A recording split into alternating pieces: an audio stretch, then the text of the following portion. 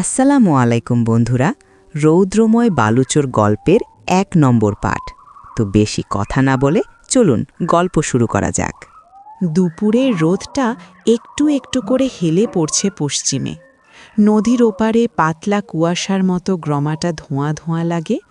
আর ঘাটের ধারে দাঁড়িয়ে থাকা মিম বলে উঠল, আচ্ছা যারা, তুই কোনোদিন সময় মতো ফিরবি না, তাই না? যারা হাসে না, চোখে রোদ পড়ছে, এক হাতে চোখ আড়াল করে ঘড়ির দিকে তাকায়। ১:৫৮ বাজে। সে জানে নদী পেরোতে দেরি মানে আজ সন্ধে হবে আগেই, আর মায়ের ফোন রিং দিতে শুরু করবে ঠিক ২ মিনিটের মধ্যে। আজকে সত্যিই দেরি হয়ে গেল রে মিম। নদী পার হতে যদি আরও ৫ মিনিট লাগে, আম্মু হয়তো মনে করবে কিছু একটা হয়েছে, বলল যারা। মিম মুখ বাঁকিয়ে বলে, তোর আম্মু তো রেডিও, সকাল থেকে একটাই গান চালায়, মেয়ে হলে সময় বুঝে চলতে হয়। আরে এটা গান না, আমাদের নিয়তি। যারার কথাটা একদম থেমে যায়, সামনে তাকিয়ে। ঘাটের পাশে আজ নৌকা নেই, ওপারে চলে গেছে। বসে থাকা ছাড়া উপায় নেই। দুজনেই চুপ করে দাঁড়িয়ে থাকে নদীর স্রোত দেখে। অবশেষে নৌকাটা ফিরে আসে, তারা উঠে বসে। নদী পার হতে হতে দুজনেই চুপচাপ। হাওয়া বইছে ধীরে, ভেতরে জমে আছে একটা অজানা অস্থিরতা। নদীর ওপারেই ঘাট, ওরা নামতে গিয়েই হঠাৎ মিম হোঁচট খেয়ে পড়ে যায়। যারা পাটা মনে হয় মচকেছে। যারা সঙ্গে সঙ্গে নিচু হয়ে পড়ে ওর পাশে। ধর, ধীরে ওঠ, হাঁটতে পারিস?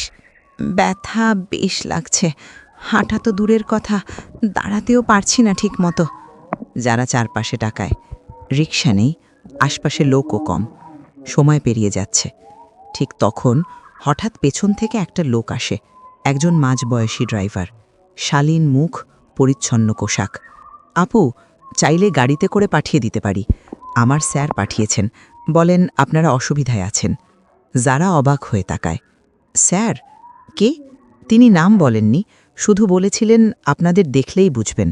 যারার মনে অনেক প্রশ্ন, কিন্তু এখন মিমকে বাড়ি পৌঁছনোই সবচেয়ে জরুরি। মিমকে হাত ধরে গাড়িতে বসায় যারা। দরজাটা বন্ধ করার সময় ফিসফিস করে বলে, বাড়ি গিয়ে আম্মুকে বলিস আমি দেরি করলেও তোর জন্য রয়ে গিয়েছিলাম, ঠিক আছে? মিম হেসে মাথা নাড়ে। গাড়িটা ধীরে ধীরে চলে যায়। যারা দাঁড়িয়ে থাকে রাস্তার ধারে।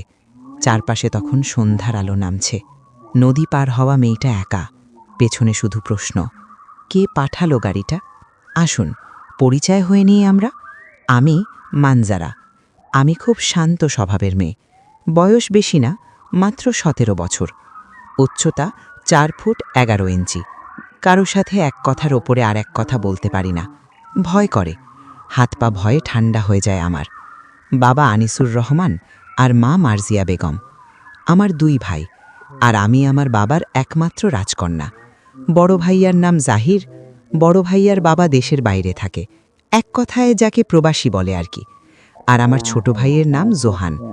আমি গ্রামের মেয়ে, আর যার সাথে এতক্ষণ ঝগড়া করছিলাম সে হচ্ছে আমার বেস্ট ফ্রেন্ড মিম।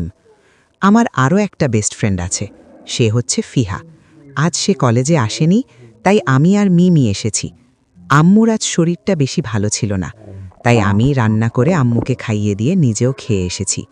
আব্বু আর ভাইয়া ফোন দিয়ে বারবার করে বলে দিয়েছে কলেজ থেকে আজ যেন তাড়াতাড়ি ফিরে আসি, না হলে আমার ছোট ভাই আবার আম্মুকে বেশি বিরক্ত করবে। বয়স বেশি না হলেও বয়সের তুলনায় জোহান একটু বেশি কথা বলে। সে এবার ক্লাস 1-এ পড়ে। ৭ বছর বয়স ওর। আর আমি তাড়াতাড়ি না ফিরে আরও দেরি করে আজ বাড়ি ফিরছি। সাদে আম্মু বলে, যারা, তুই শুধু বকা খাওয়ার কাজ করিস। এসব বিষয় নিয়ে বেশি মাথা না খাটিয়ে হাঁটা ধরে বড় মাঠের দিকে যারা গেটের সামনে এসে দারোয়ান চাচাকে বলে, চাচা গেটটা একটু কষ্ট করে খুলে দিবেন প্লিজ। দারোয়ান চাচা বিরক্তি মুখে বলে, আজকে এই মাঠে কেউ ঢুকতে পারবে না, বড় সাহেবের ছেলেমেয়েরা আসবে এখানে, এখন যাও এখান থেকে। চাচা, আমি তো প্রায় সময় যাই এখান দিয়ে, প্লিজ আজকে যেতে দিন আমাকে, আজ দেরি হয়ে গেছে কলেজ থেকে ফিরতে, তাই একটু দয়া করে গেটটা খুলে দিন, বলল যারা। দারোয়ান চাচা এবার আরও ক্ষিপ্ত কণ্ঠে বলে, বললাম না যেতে পারবে না তুমি, ভিতরে ঢোকার পারমিশন নেই। এবার যারা কিছু বলতে নিবে এমন সময় গাড়ির হর্নের শব্দ শুনে পিছন ফিরে দেখে গাড়ি দাঁড়িয়ে আছে। গাড়ি দাঁড়িয়ে থাকতে দেখে দারোয়ান দৌড়ে চলে আসে গাড়ির কাছে। এসে দেখে তার ছোট সাবেরা চলে এসেছে।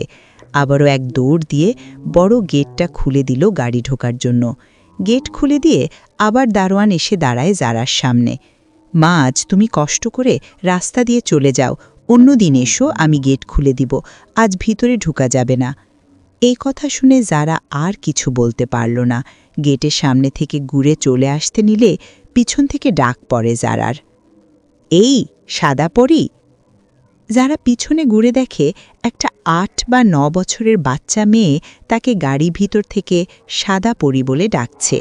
গাড়ি থেকে নেমে এক দৌড়ে চলে আসে বাচ্চা মেয়েটা জারার কাছে। যারা বাচ্চা মেয়েটার গাল টেনে দিয়ে বলে, কি বুলবুল পাখি, তুমি কি আমাকে চিনো? মেয়েটা সহজ জবাব দেয়, না। তাহলে আমাকে এই নামে ডাকছো কেন তুমি?